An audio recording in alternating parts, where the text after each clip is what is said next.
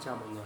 Hôm nay mình chia sẻ với các bạn một loại thuốc ho bổ phế chỉ khái lộ, gồm một chai 125ml siro thuốc trừ ho tiêu đờm, chỉ định chữa ho tiêu đờm, chuyên trị ho cảm, ho gió, ho khan, viêm phổi quạ.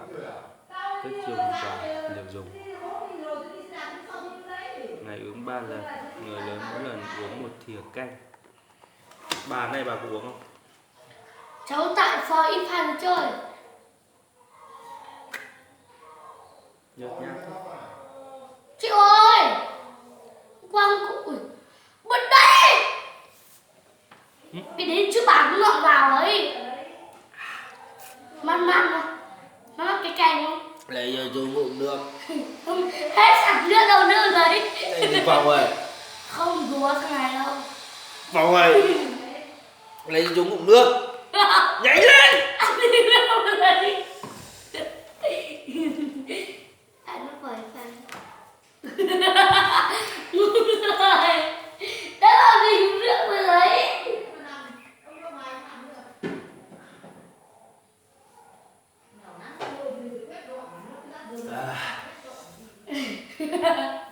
Uống tí ít thôi.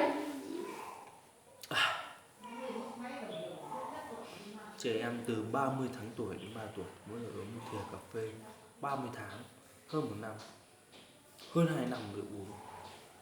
Phút đây cháu ngủ chú. Chú ơi, phút đây cháu ngủ. Phút đây ngủ. Phút đây cháu. Chú.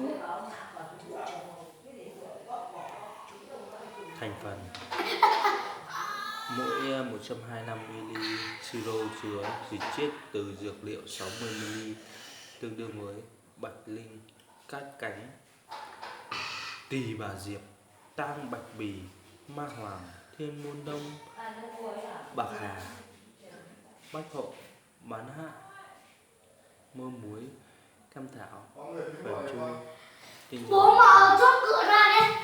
Chốt này.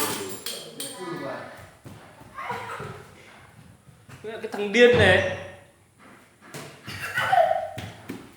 Mày lại chốt cửa.